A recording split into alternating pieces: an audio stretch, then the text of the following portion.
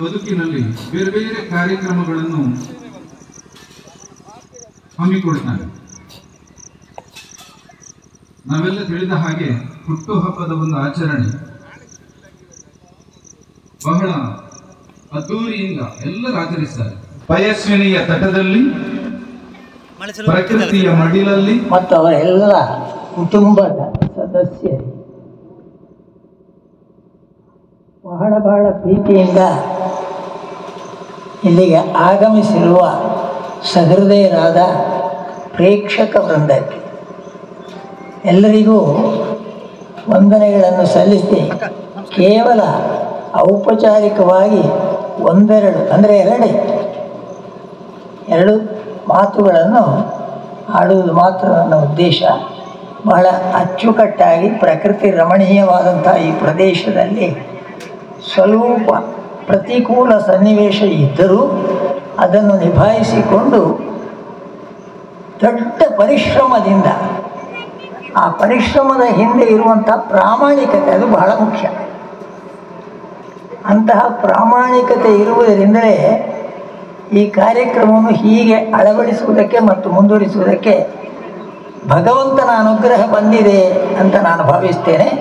ಬಹಳ ಸಂತೋಷದಿಂದ ತಮ್ಮೆಲ್ಲರ ಅನುಮತಿಯೊಂದಿಗೆ ನಾನು ಮತ್ತು ನನ್ನ ದೇಲಂಪಾಡಿ, ನಾನು ಅಂದರೆ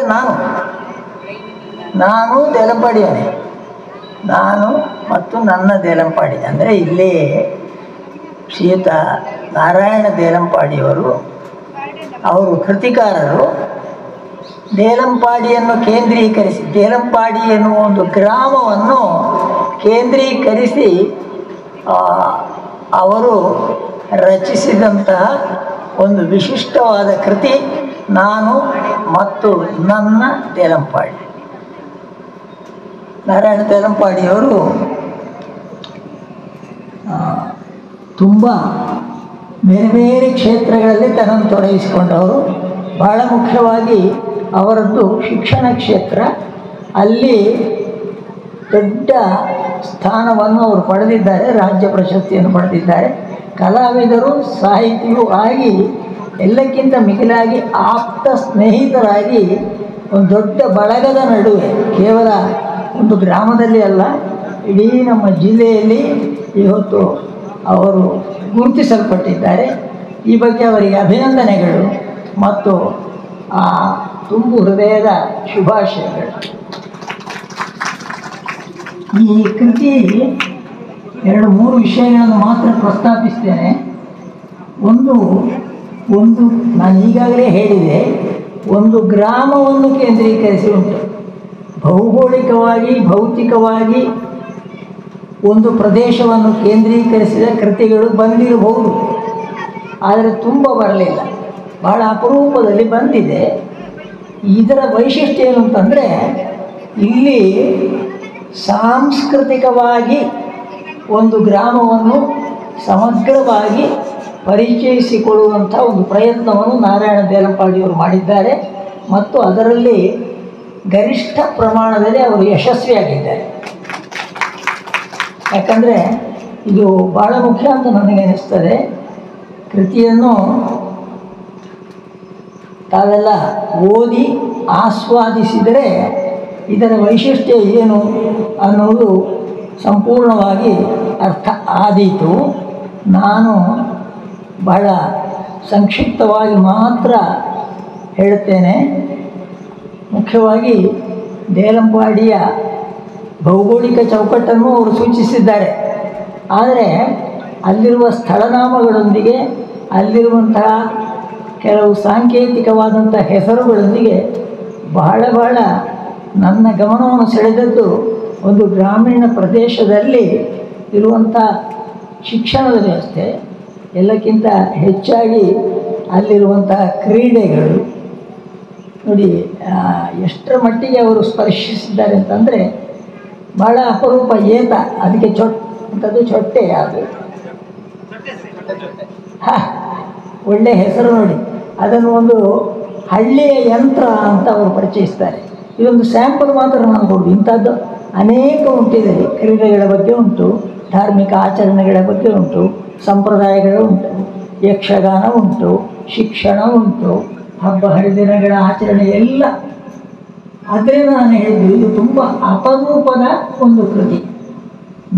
ನಾನು ಭಾವಿಸ್ತೇನೆ ಇದು ರಾಜ್ಯ ಮಟ್ಟದಲ್ಲಿ ಗುರುತಿಸಲ್ಪಡಬಹುದು. ಖಂಡಿತ ದಯಮಾಡಿ ಇದನ್ನು ಓದಿ ಆಸ್ವಾದಿಸಿ. ಅವರಿಗೆ ಹೆಚ್ಚು ನಾನು ಮಾತಾಡೋದಿಲ್ಲ. ಅವರು ಹೇಳಿದಾಗೆ ನನ್ನದು ಒಂದು ಭಗೀರಥ ಪ್ರಯತ್ನ, ನಾರಾಯಣ ದೇಲಂಪಾಡಿ ಅವ್ರದ್ದು ಒಂದು ಸಣ್ಣ ಭಗೀರಥ ಪ್ರಯತ್ನವೇ ಇದೆ. ನಾನೀಗ ಬಹಳ ಪ್ರಯತ್ನ ಮಾಡಿ ಮಂಗಳೂರಿಗೆ ಮುಟ್ಟಬೇಕು ಅಂತ ನನ್ನ ಉದ್ದೇಶ ಇರುವುದು. ನನ್ನನ್ನು ತುಂಬ ಪ್ರೀತಿಯಿಂದ ಬರಮಾಡಿಕೊಂಡಿದ್ದಾರೆ ನಾರಾಯಣ ದೇಲಂಪಾಡಿಯವರು, ಡಾಕ್ಟರ್ ಪ್ರಭಾಕರ್ ಅವರು, ನಮ್ಮ ದೇಲಂಪಾಡಿಯವರ ಕುಟುಂಬದವರು, ಮಾಸ್ಟ್ರು ಎಲ್ಲ ನನ್ನ ತಮ್ಮಂದಿರು ಇದ್ದಾರೆ. ನನ್ನ ಅನೇಕ ಪರಿಚಿತರಿದ್ದಾರೆ. ವೆಂಕಟರಮಣ ಮಾಸ್ಟ್ರು, ಮಣಿಹಣಿಯವರು, ಯಾರೆಲ್ಲ ಇದ್ದಾರೆ ಯಾರೆಲ್ಲ ಇಲ್ಲ ಅಂತ ಇಲ್ಲ. ಆದ್ದರಿಂದ ನನಗೆ ಬಹಳ ಒಂದು ಸಂತೋಷವನ್ನು ಕೊಟ್ಟಿದೆ. ದಯಮಾಡಿ ತಾವೆಲ್ಲ ಅವರ ಈ ಕೃತಿಯನ್ನು ಮತ್ತು ಇದು ಒಂದು ಕೃತಿ, ಅವರ ಬದುಕಿನಲ್ಲಿ ಆಗುತ್ತಿರುವಂಥ ಕೃತಿಗಳು ಬೇರೆ ಇವೆ. ಎಲ್ಲವನ್ನು ಪ್ರೋತ್ಸಾಹಿಸಬೇಕಾಗಿ ವಿನಂತಿಸ್ತಾ ಮಾತನ್ನು ಮುಗಿಸ್ತಾ ಇದ್ದೇನೆ. ನಮಸ್ಕಾರ.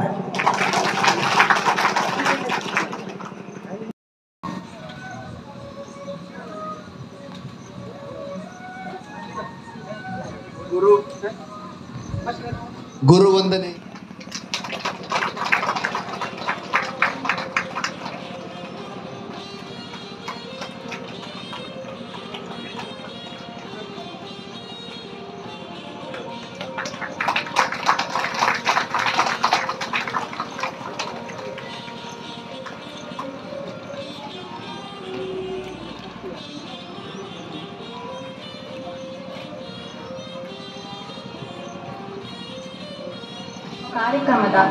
ನೋಡಿ, ನಾರಾಯಣ ದೇಲಂಪಾಡಿಯವರ 50ರ ಸಂಭ್ರಮದಲ್ಲಿ, ಈ ಸಂಭ್ರಮದಲ್ಲಿ ಎಲ್ಲ ದೇಶೀಯ ನಾಡ ತಿಂಡಿ ತಿನಿಸುಗಳು, ಅಡುಗೆ ಕೋಣೆಯಲ್ಲಿ ಫುಲ್ ಅದೇ ವಿಷಯ. ನೋಡಿ, ಇದು ಮರಗೆಣಸು ಕಪ್ಪ, ಮರಗೆಣಸಿನ ಒಂದು ವಿಶಿಷ್ಟವಾದ ಪದಾರ್ಥವನ್ನು ಮಾಡಿದ್ದಾರೆ.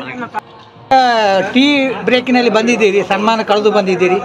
ಏನು ಅಡುಗೆ ಕೋಣೆಯಲ್ಲಿ ಏನು ವಿಶೇಷ ಕಾಣ್ತಾ ಇದೆ? ಏನಾದರೂ ಎಲ್ಲ ದೇಶೀಯ ಉತ್ಪನ್ನಗಳನ್ನೇ ಹಿಡಿದುಕೊಂಡು ಪ್ರತ್ಯೇಕ ವಿಶಿಷ್ಟ ಇದನ್ನು ತಿಂಡಿ, ನಂತರ ಊಟದ ಪರಿಕರಗಳು ಇದಕ್ಕೆ ಸಂಬಂಧಪಟ್ಟಂಥದ್ದು ಇಂಥದ್ದವುಗಳನ್ನೆಲ್ಲ ಅದು ಸಾಮಾನ್ಯ ದಾರಿಯಲ್ಲಿ ಅಲ್ಲ, ವಿಶೇಷವಾದಂಥ ಒಂದು ಪ್ರತ್ಯೇಕತೆ ದೃಷ್ಟಿಕೋನದಿಂದ ಅವ್ರು ಮಾಡ್ತಾ ಇದ್ದಾರೆ.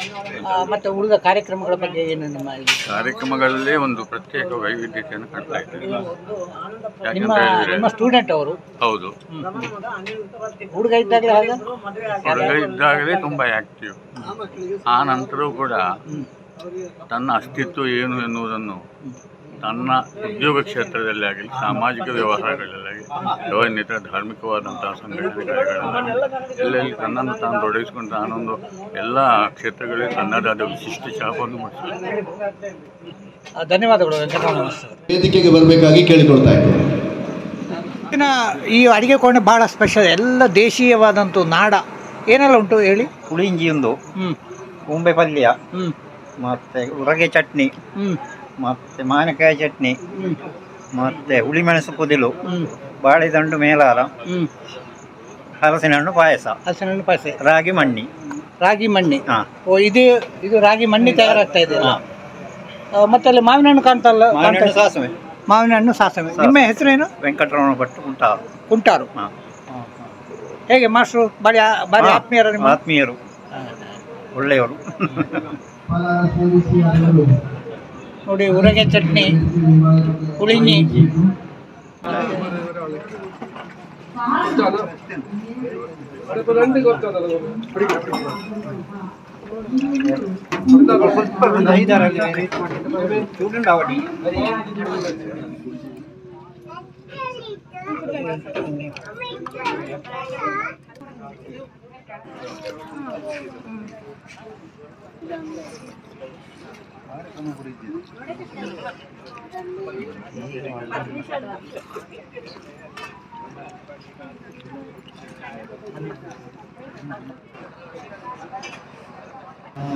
ಬೇಸ್ಮೆಲ್ಲ ಅಂತೇಳಿ ಮಲಯಾಳದಲ್ಲಿ ಅವರು ನಮಗೆ ತರಗತಿಯ ಒಳಗೂ ಹೊರಗೂ ಕೂಡ ಮಾತನಾಡ್ತಾ ಇದ್ದದ್ದು.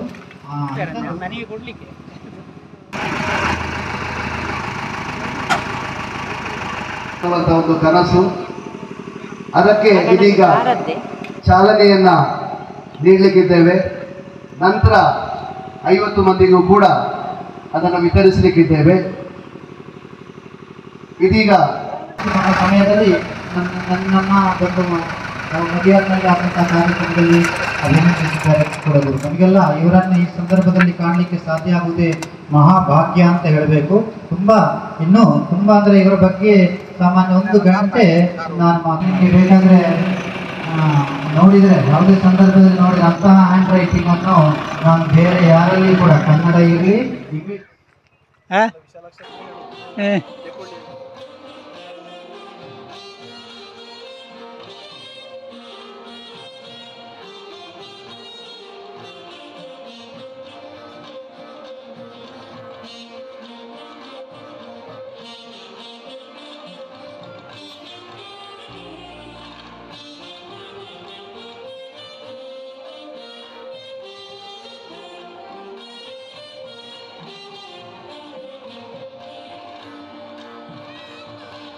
ಈ ಎಲ್ಲ ಕಾರ್ಯಕ್ರಮಕ್ಕೆ ತಾವೆಲ್ಲರೂ ಕೂಡ ನಮ್ಮ ಜೊತೆ ಸೇರಿಕೊಳ್ಳಬೇಕಾಗಿ ಕೇಳಿಕೊಳ್ತಾ ಇದ್ದೇವೆ. ಗೌರವ ಸಭಾದ ವ್ಯವಸ್ಥೆಯನ್ನು ನಾವು ಮಾಡ್ತೇವೆ. ಇಲ್ಲಿರುವೆಲ್ಲರೂ ಕೂಡ ಅನಂತರಿ ಮಾಸ್ತರ ಶಿಷ್ಯರೇ. ನನ್ನ ಪುಸ್ತಕದಲ್ಲಿ ಕೂಡ ನನ್ನೆಲ್ಲ ಗುರುಗಳ ಬಗ್ಗೆ ಕೂಡ 1-2 ಮಾತುಗಳನ್ನು ನಾನು ಬರೆದಿದ್ದೇನೆ. ಅಂದರೆ ಕಾಣ್ಬೋದು, ನಾನು ಇವರನ್ನು ಕಾಣುವಲ್ಲಿಂದ ಇದೇ ರೀತಿಯ ಉಡುಪನ್ನು ಅಂದಿನಿಂದ ಇಂದಿನವರೆಗೆ ಶ್ವೇತ ವಚನಧಾರಿಯಾಗಿ ಪ್ರತಿ ಸಂದರ್ಭಗಳಲ್ಲಿ ಇರುವವರು. ಅಷ್ಟು ಮಾತ್ರವಲ್ಲ, ಒಬ್ಬ ಗುರುವಾಗಿ